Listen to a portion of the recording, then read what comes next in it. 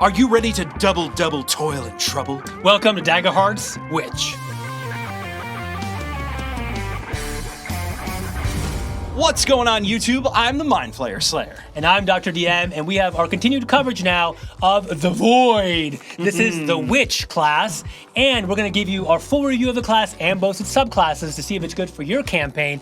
So keep it locked in here, because we're going to give you our hope, fear, or critical hit review of this class. If you're enjoying this content, remember to like and subscribe. All right, let's get started. Your witch domains are going to be Dread and Sage. Your starting evasion is 10, about average, and your hit points are 6, which is a little bit above average. For your Witch's Hope feature, you have Witch's Charm. When you or an ally within far range rolls a failure, you can spend 3 hope to change it into a success with fear instead. Okay, so there's two sides to this coin, if you will. The one side is if you need an attack to really land, or somebody's really done a very strong domain feature, and you need it to hit, or you want it to hit, use this feature, it's good. On the flip side, it's still a fear, so you're still giving away spotlight from your party, but at least you got an attack off. Yeah. So, not too bad. Yeah. Your class feature is Hex. When a creature causes you or an ally within close range to mark any number of hit points, you can mark a stress to hex them. While hexed, they gain a penalty to their damage thresholds equal to your spellcasting trait, and a penalty to their difficulty equal to your tier. What? That's pretty strong. Wow. You can only have one target hexed at a time. So tier goes up to 4, so you can give somebody the equivalent of -4 AC difficulty, right, which is incredible. This is really good for bosses and lowering the thresholds so your team is doing more damage, especially if you're doing team-up attacks. This is great for 1 stress. I mean, this is awesome. Big fan, yeah.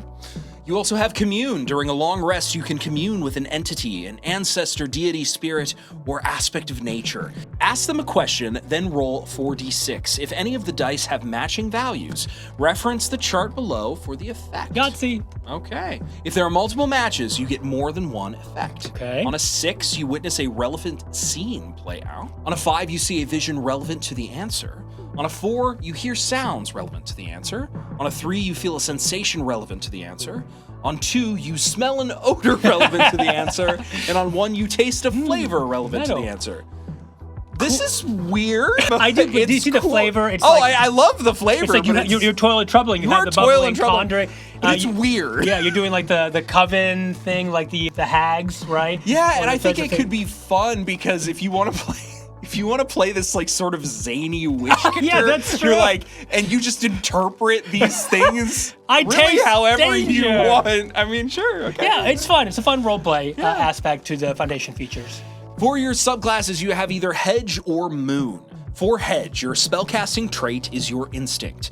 Your foundation features are Herbal, Remedies. When you take a downtime action that requires rolling, you can roll twice and take the higher result. I wouldn't say it's super strong, but it could be useful. Decent.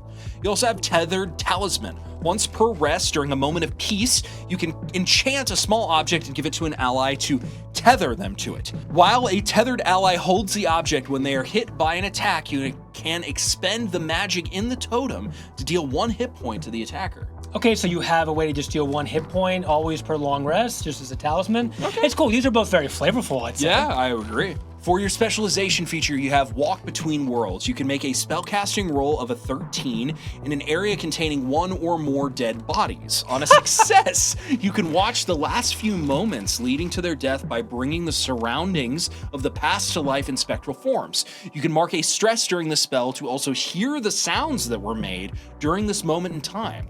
On a failure, the bodies turn to dust. So this is like Speak with Dead kind of thing, Basically. but in a more robust way. Yeah. Really interesting. Again, this subclass is seems to be leaning towards like role play and support aspects. And of course, that's a witchy vibe. It's cool. You also have Enhanced Augury. You can increase the amount of dice you roll for your Commune feature to 66. Good gravy. You're going to be getting like the highest version of all the You are understanding. double, toil, and troubling. Interesting. Mastery feature. You have Circle of Power. Once per rest, you can mark a circle on the ground up to very close range and place a number of tokens equal to your spellcast trait on this card. Each time you make an action roll or are hit with an attack, you can remove remove a totem. This spell lasts until you've spent your last token or you step out of the circle. While within the circle, you can gain a +4 bonus to your damage thresholds, gain a +2 bonus to your attack rolls, and gain a +1 bonus to your evasion. So you create a circle of power, right, below you? Very, very thematic. It is, that's right. So you scribe on it. It looks like you can even do it during combat. Yeah. This is a move you can do, right? And it doesn't require an action roll, so you quickly just carve out a circle of power, then start busting out some spells and have more survivability in there. Now, you want to try to stay in there, so your enemies can try to knock you out, or if there's some big blast you might need to get out. But overall, I mean, that's a nice Pretty strong mastery feature. Yeah, I like it. Absolutely. I'd say this class is probably a solid hope for me. Yeah, I would agree. Let's check out the Moon. Spellcasting trait is going to be Instinct again. Your foundation features are Night Watcher. When you are in Moonlight, you have a +1 bonus to your spellcast rolls. Okay, that's fun. +1 bonus to spellcast rolls is very powerful. It's like an extra trait increase. But you have to be in Moonlight. You can't even be in dungeons.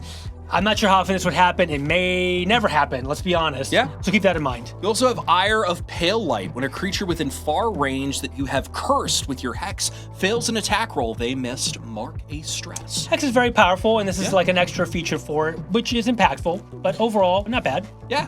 Your specialization features, you have Moonglow. You can mark a stress to glamour yourself and create a magical facade over your form. Your glamour automatically drops the next time you take damage or until your next rest.